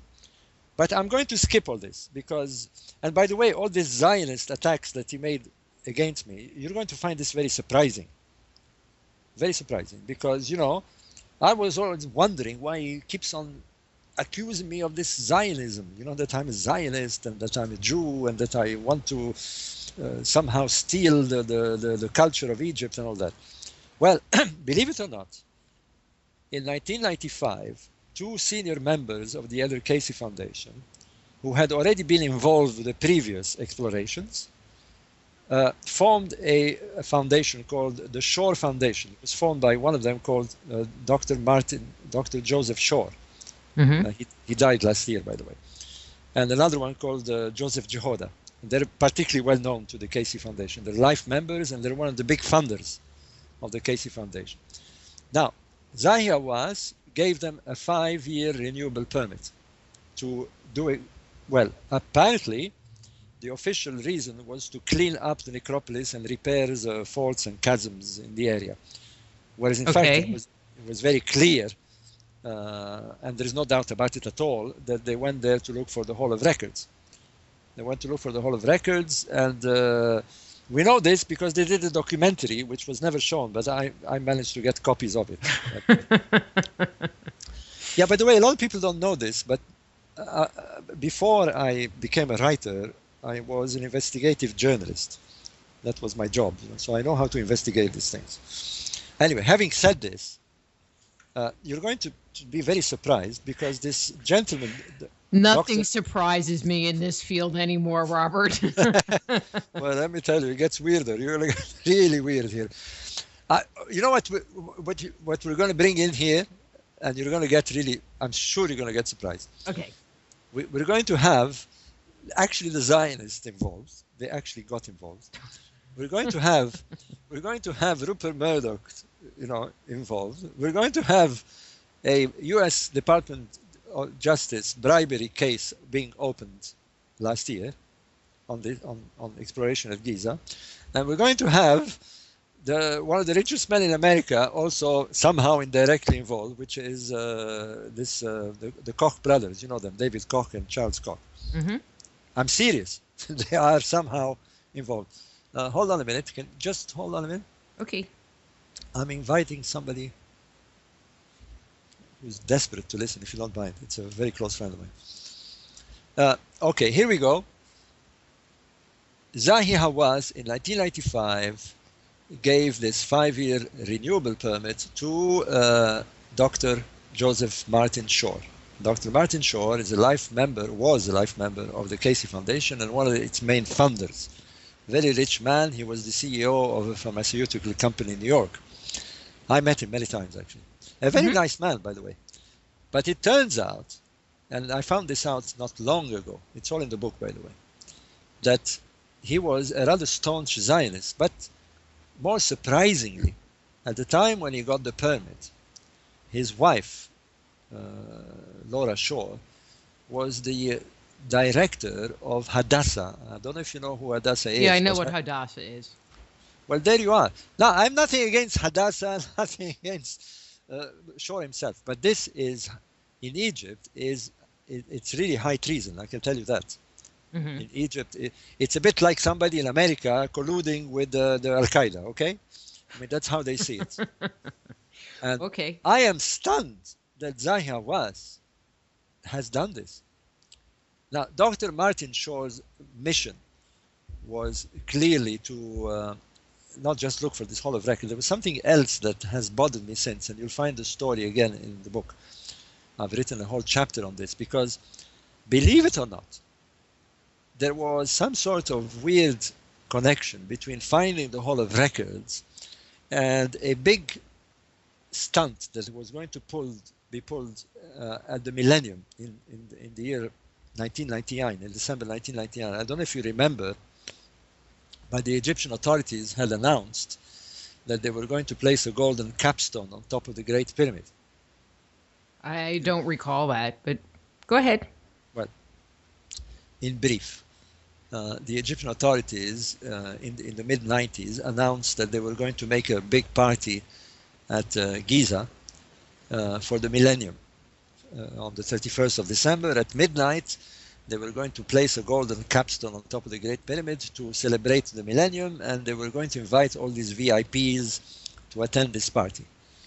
The idea, oddly enough, does not come from the Egyptians. It comes from a rather weird organization in the States at Yale University. The idea was hatched in 1987. I'm not going to go into much detail because, well, first it's in the book and we don't have time to do this. But in 1987, in an organization at Yale University called the Skull and Bones. Now, you've heard of the Skull and Bones, right? Mm-hmm. Well, one of their members, if I'm not mistaken, his name was McNally. You check it in the book. Proposed that they should proposed to form a Millennium Society in America, and the idea was to organize this party at the Great Pyramid on the 31st of December, and the guest of honor was going to be George Bush. So that's the root of this plan. Okay. But in parallel to this, are the Casey prophecies. The finding of the Hall of Records isn't just to find the Hall of Records. It was, according to the Casey prophecies, it was to, when the Hall of Records would be found, it would usher in, as from 1998, it was supposed to usher in a new a second coming, a kind of new age for the Christian epoch. Now, Shore, it seems, took this very, very seriously, the man who got the permits, Joseph Shore. And so what they were doing there is rather bizarre, because I can't understand what a Zionist with his wife being the head of Hadassah would want to go and look for the Hall of Records to prove the Casey prophecies. I mean, it's like a Dan Brown novel. You know, I can't put my finger on this. But I mean, I thought in the Hall of Records were supposed to be information about the origin of humanity and, you know, ancient records that were hidden, you know, for preservation. Correct. If it does exist, that's what Casey said it would be. But he said something else. And this is where it makes the whole thing rather weird. Casey predicted that the Hall of Records would be found as from 1998. So here we have Shore in 1995 getting these permits. Very, very keen. And indeed, what they were trying to do, by the way, and this is where it gets even more weird, is that they were trying to make a documentary. They were absolutely convinced that they were going to find this Hall of Records. The reason being, as you know, is that, as you pointed out before, in 1993, when John West and Robert Schoch went there, and seismographic tests were done, they had located what looked like a cavity under the poles of the Sphinx. I remember that.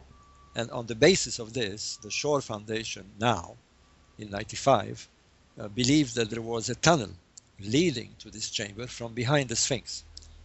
And the reason they believed this is that Zahi Hawass had announced that they had found a shaft going deep 30 meters, about 100 feet behind the Sphinx. And in there was the possibility of a tunnel linking to that chamber. And the idea was that they were going to make and here we go again, they were going to make a TV documentary that was going to be broadcasted in 1998 to match the prediction of Casey, where they would announce that they had found the entrance to the Hall of Records. And I'm telling you this because it's a fact. I've got the films with me, all right? Mm-hmm. The films have been given to the Egyptian authorities, and other people in the States have them. So there is no doubt at all as to what they wanted to do. And they wanted to do it with Fox television. Fox was going to broadcast this in a big way. In other words, they were going to announce that the prophecy had come true and that this Hall of Records had been found. And God knows what this would have stirred up in the New Age movement with the placing of the golden capstone, as you can imagine. Right. Anyway, the whole thing went pear-shaped because at the time, Graham Hancock and I were writing the book Message of the Sphinx, and we exposed the situation with the Shore Foundation, and the project was cancelled. Now, having said this, here comes the fox again. You are such a pot-stirring disturber, you know. Keep going. You don't want to mess around with me. I'm a very, very, very, very serious investigator. Okay, well, the story gets weirder and weirder because in 1996 or so, when all this was going on, there's a gentleman called Terry Garcia. Terry Garcia, at the time, was working for the White House. He was the Assistant Secretary of Commerce. Terry Garcia met Zahi Hawass in Egypt. And Terry Garcia was very, very excited about this door that had been found a couple of years before. We're talking now 1996, the door that Gantebrick found. And he was very excited as to what could be done with this door from a commercial point of view. And he had the bright idea, I suppose, to propose to the National Geographic Channel. It gets very, very interesting. He proposed to the National Geographic Society. At the time, the National Geographic Society did not have a TV channel. They were doing their productions from production companies, and they were not doing very well. They were competing with the History Channel, the Discovery Channel. But Terry Garcia proposed the formation of a channel, which eventually was called the National Geographic Channel. Now, many people in America don't know this, but the National Geographic Channel is not majority owned by the National Geographic Society. As a matter of fact, they only own something like 26%. The majority shares are owned today and have been owned since 2001 when it was formed by Rupert Murdoch, or to be more precisely, by 21st Century Fox. So you can see you can see how the plot thickens a bit. Because at that time, in 2001, when the National Geographic Society created with Fox as main investor the National Geographic Channel, they created something else at the same time. They created a department called Explorer in Residence.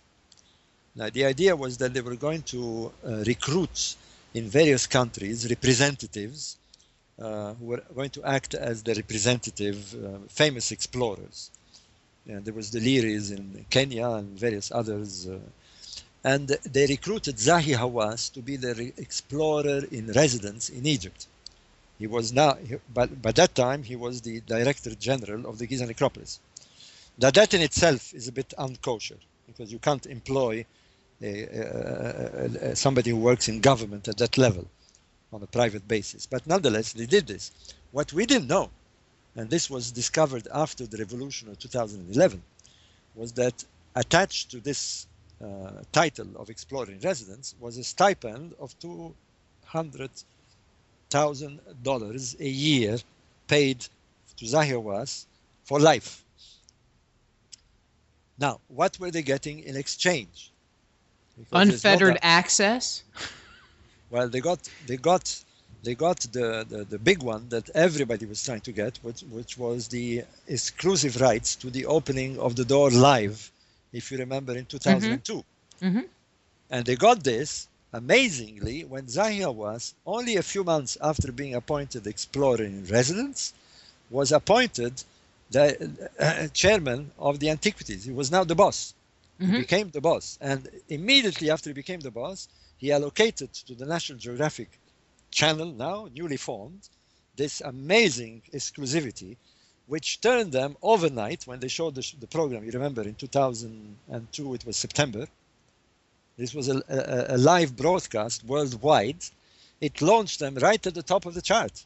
And ever since, they've been the top documentary making organization in the world. They now broadcast in something like 45 countries. Mm-hmm. Oh, they're seen in 75% of the homes in America. You know, this launched them. And this is what is now being investigated by the U.S. Department of Justice. Let me get to that. Okay. Because now, we didn't know about this stipend. We knew of the deal, and I say we, the investigators, but we didn't know there was a stipend being paid to Hawass. This came out because somebody within the National Geographic Society, a journalist with them, who was very displeased with this very unholy alliance that was going on with Zahi Hawass, did one of these American survey polls, asking whether News Corps, it was called News Corps at the time, Rupert Murdoch's organization, whether it should be investigated for breaking the law in America, pointing the finger to this deal that they were having with Hawass. And the poll came to, I think, 70% in favor of an investigation, which of course pushed the U.S. Department of Justice to open investigation. But even that, we didn't know about this because, as you know, the U.S. Department of Justice does not announce these things. They're not transparent at all about these matters until, of course, they adjudicate. However, the whole story broke out in the most incredible way in October last year. Now, remember, this is when Zahi was screaming blue murder, accusing me of being the Belgian Jew that was paying the Germans to steal the cartouche, right? Right. Now, what happens is this. There's an organization in America, and again, Americans are very uninformed about this, called AGT. AGT is a homeland security company owned by a fellow called Mati Kochavi. Mati Kochavi is an Israeli-born Jew, okay, is clearly, born in Haifa, who is also an American citizen, lives in New York, and founded this company. It's one of the biggest homeland security company in America. Surprisingly, like I said, many people don't know this. It also works for the Gulf states. Now, Mati Kochavi, sometime in October, announced that he was going to launch what is now known as deep web journalism. Okay. Deep web journalism, and he was going to launch a news blog. It was announced in the New York Times. It was announced in the Los Angeles Times, and all the big papers announced it because everybody knew that Mati Kochavi had the equipment to do deep web research. In other words, that he was going to change the face of journalism. The idea that the news that you read is from journalists getting information on the surface, but he was going to go deep web, which is all legal apparently. He was going to tell us where Obama was having his cup of tea in the morning, and that sort of important stuff. Yeah, apparently they can listen legally to every single conversation that goes on. They can listen to, they can enter the websites that you cannot. The deep web is that when you do research on Google or other search engine, you get something like 15% or 20% of what is available. Mm-hmm. He can get 100%. In other words, he can enter. Oh yeah. Anyway, but he was using this for homeland security. He's the man who was also involved in the hunting down of bin Laden, using his.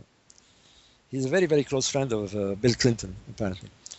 Anyway, when his blog was launched, at the time, there was many activities going in the States. One of the activities that was at the mind of everybody was the U.S. government shutdown. You remember? Mm-hmm. In October last year? And the reason that the U.S. government had shut down was because the Republicans, using the Tea Party movement, had put such pressure using Fox, 21st Century Fox News, to get a huge reaction against the bill that Obama was proposing, the health bill, if you remember, and the budget. So I was surprised that when this vocative finally brought its first article from the deep web. Here is the title of their first article.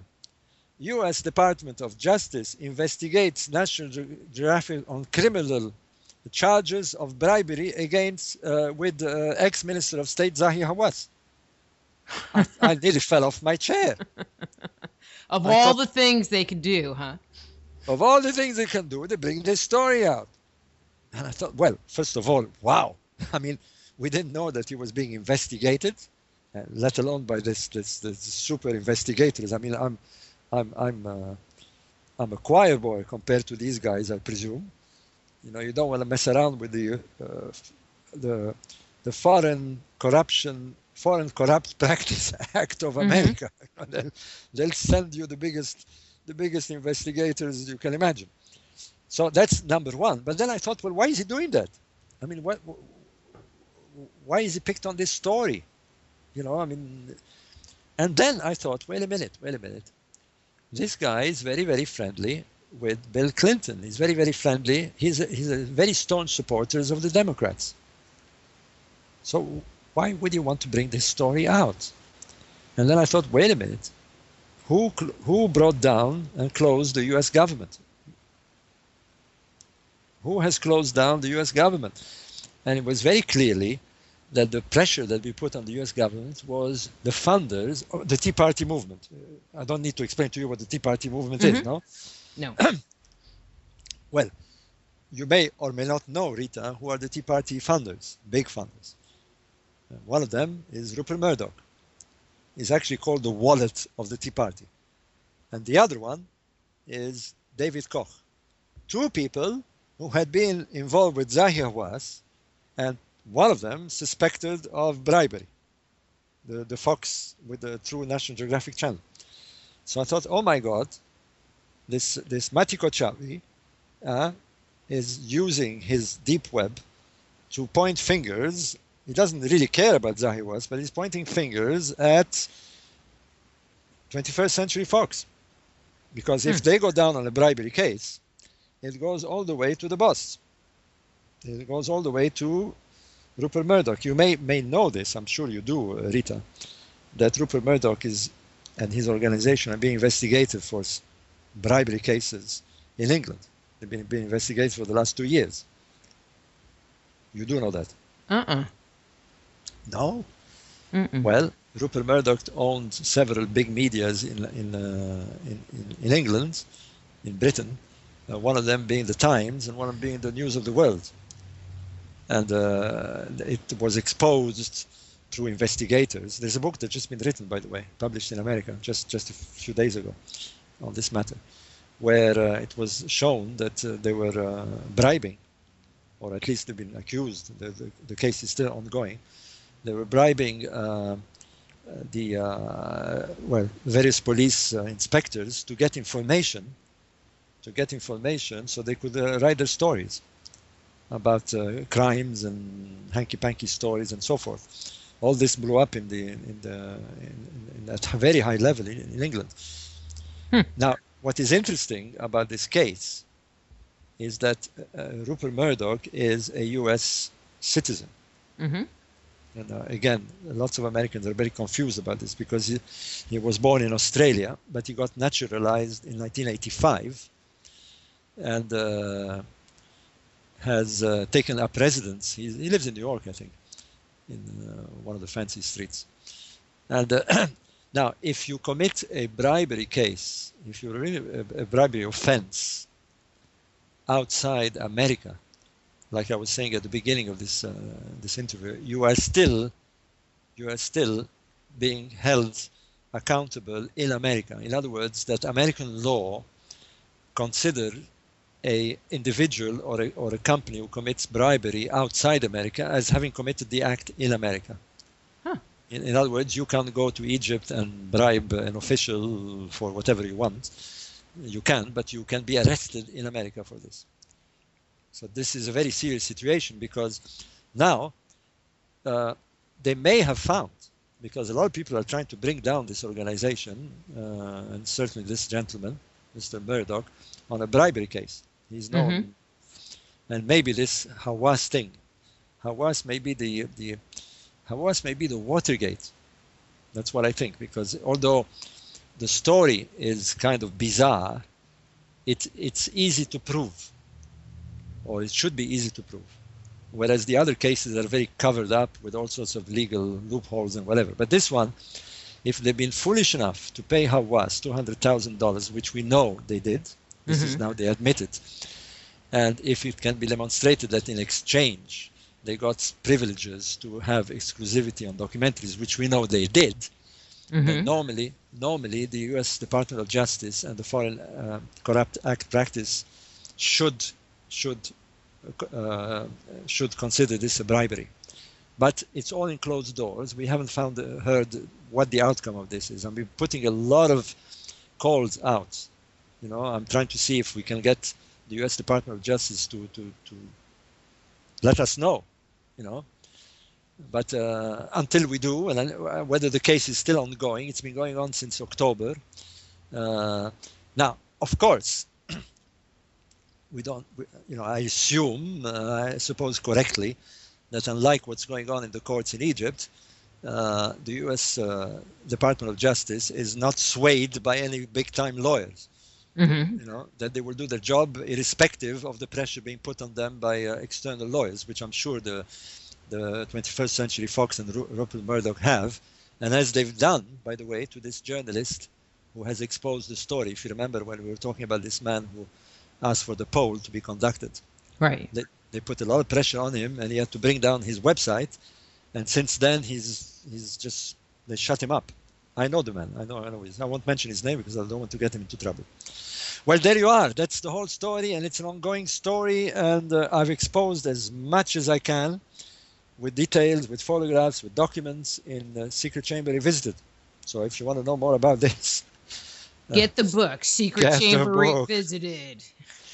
I'm very proud of this book. I'm taking a big, because it's, although I've written, as you know, about ancient Egypt and my theories and the correlation theories with the stars, I pride myself of being a very good investigator. I've done investigations on commercial deals. I've done investigations in the Middle East. I don't want to go in details, but I did a lot of this stuff for private companies and for commercial companies and sometimes for governments. And to me, well, I also believe in justice.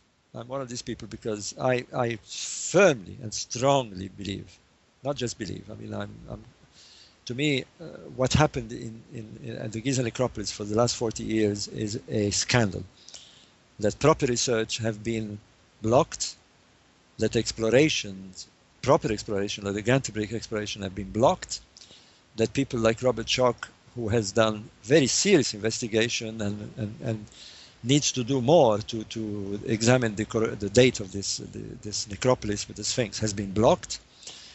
Many people have been blocked, and those who were not supposed to go there have been given licenses by this corrupt person. There's 40 years of time wasted. Can you imagine that the Canterbury door was discovered in 1993? That in 2002 the National Geographic has found another door in the northern shaft, and we still don't know what's behind them. We still don't know because of this mess and these corruption deals and these backhanders and behind-the-scene activities. So I'm very... But I'm going to, since you brought it back up, you said that there was some graffiti in that space, and so I'm going to bring you back there because we have about 15 minutes left, maybe not quite 15 minutes. So do you know what the graffiti says? Can they read it? Yes, I do. Let me be very clear on this one. The graffiti is behind the Canterbury door. The Canterbury door is the door that was found in 1993 at the end of the southern shaft of the Queen's Chamber. The southern shaft goes deep into the core of the pyramid, 60 meters deep, and then it meets this door, the Canterbury door. In 2002, the National Geographic Channel drilled the hole when they were given permission by Hawass, and they found another door about 1.5 feet away from the Canterbury door. So that's it. We don't know what's behind the second door. But in 2011, a group of researchers from Leeds University managed to get a fiber optic camera through the hole that was drilled by the National Geographic and managed to film, and they filmed graffiti. The graffiti are numbers. There's 3 numbers. He gives the number 1, he gives the number 20, and he gives the number 100. And let me tell you what this means. And before I do, let me tell you what the pyramid design is, and I'll be very, very brief on this. People have been intrigued, mathematicians, researchers, architects. My brother, for example, has been researching the architecture of the pyramid for many, many years. They've been intrigued that this monument is designed using 2 very important scientific principles. One is astronomy, which I'm the man, as you know. The pyramid is designed with astronomical factors, such as it's aligned to the cardinal direction, it has shafts pointing to Orion's belt and Sirius and so forth. And the other is that the mathematics that was used was of a very high standard. And for example, that they used the constant of pi to design the base and the height of the pyramid. Pi was not supposed to have been discovered until the Greeks, many thousand years later. They've used the golden section, but most importantly, they have used prime numbers to form the various slopes and measurements of the internal system. Now, prime numbers is something very bizarre, because prime numbers today, if you receive a series of numbers from a source, if I'm like me now, if you hear 3 noises during our conversation, and one goes 3 times, one goes 7 times, and one goes 11 times. If you hear those 3 sequence numbers, you can be absolutely sure that whoever is making this noise is intelligent and very intelligent. Okay. Because, you understand? So in other words, if we receive a message, these 3 numbers, or a series of prime numbers in sequence from outer space, we can be very... Remember the film Contact? Where they're sitting there and they hear these noises, and then somebody says, well, I'm hearing bleep, bleep, bleep, and then bleep, bleep, bleep, bleep 7 times. And well, if it's consistent, then you are sure that you're receiving messages or some message from a very intelligent source. Okay. So that's what the pyramid is designed with. Now, here we come to the graffiti behind the door. It is 1, 20, and 100. It gives 121. That's 11 times 11. That's 2 identical prime numbers. And we find that the pyramid is designed using the prime number 11 and the prime number 7 consistently. What it means, I don't know, but what it means is that somebody is trying to, well, somebody designed this monument using prime numbers to express himself or themselves, and using astronomy. Today, we would use exactly the same methods in order to leave a message for some unknown future civilization.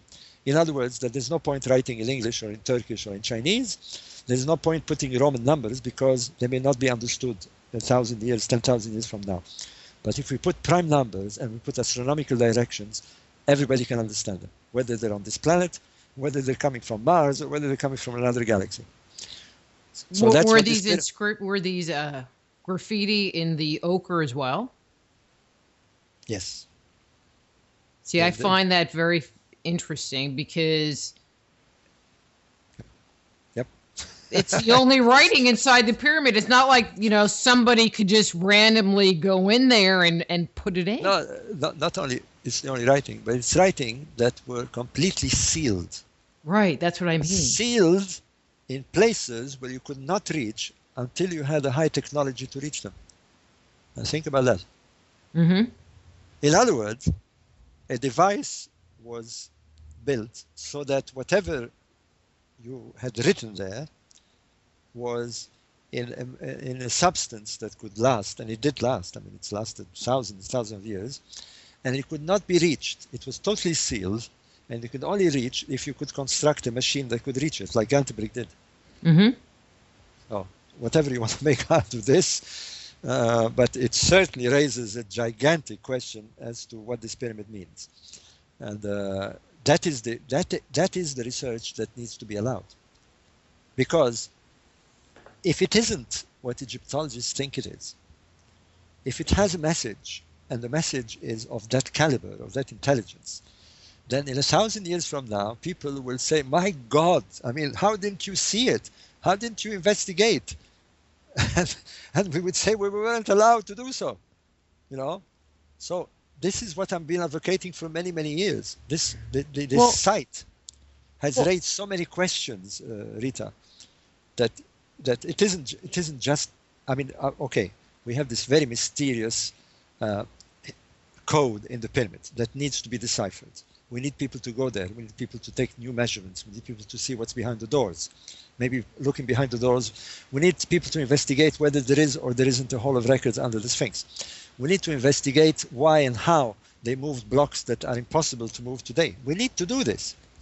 You know, we'd be laughed at by future generations who would say, "Why didn't you do it?" It's blaringly, it's blaringly there. It's a giant question mark in the middle of the desert, begging to be deciphered, and we're not doing it. With Hawass out of the way, you know, has anything changed in your ability to get access, or have things move forward? I knew you would ask this question. We're hoping, but at the moment, nothing has really happened. Is there just too much change going on there right now? Well, I have to admit that they've got their hands busy with other problems at the moment. I mean, the next big problem is the hurdle of parliamentary elections. That is a very serious matter in Egypt because, as you know, they've had a revolution, they've had a change of 3 governments so far, they've had the Muslim Brotherhood come in and go out.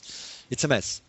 And of course, with this situation going on around in the Middle East with ISIS and Islamic State, and it would be very, very difficult to persuade the Egyptian authorities to grant permits. But I'm hoping that when things calm down, at least the new authorities, the new government, will be more open. What I would not want to see again is this covert and cover-ups. What I want to see is people who genuinely have the ability, the knowledge, the credentials to investigate and be given licenses. You know, I'm talking about people like Robert Schoch and others who can go there and investigate properly with licenses, properly supervised, and decode this place once and for all. Because I tell you, Rita, you know this. I think we discussed this last time. I've lived many, many years in Egypt. I've written 15 books on ancient Egypt. I've spent 3 years living literally opposite the Great Pyramid, from 2005 to 2008. It was there in front of me, outside my office, for 3 years. And I can tell you, this monument should not be there. This monument is a giant question mark that begs investigation. And it's so frustrating, it's so infuriating that with somebody like Zahir was, 40 years of modern investigation have been stopped. Okay, I think we covered it, Rita. Yeah, well, we're just about out of time anyway. And so I'm assuming if people want your new book, any bookstore, Amazon.com, all those good places? Yes, of course. You'll find it available on Amazon. It's all in the bookstores in America, Barnes and Nobles and various others, and many other people are selling it as well on different websites. It is a book that basically all you want to know about whether there is a secret chamber at Giza historically and the exploration and all this stuff that we've been discussing. It's very important that people who are interested in this should be well informed, because there's so many misconceptions about what's happening, who's doing what, and what has been done, and why things are not happening. So this book finally makes it all very clear. And like I said, I didn't spare any punches in it. You never do. Well, that's the fun of it. I mean, what's the point of being an investigator if you're not going to have fun, huh? That's right. Okay, All right, Rita, Robert, listen, I'm going to let you go, and thank you so much for, spending time with us again. Always love having you on.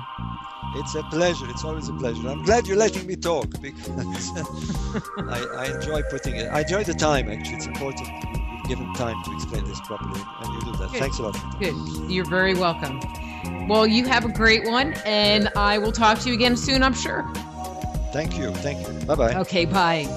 That's Robert Bauval. His book is Secret Chamber Revisited. His webpage, robertbauval.co.uk. And I'm Dr. Rita Louise. This is Just Energy Radio. Be blessed.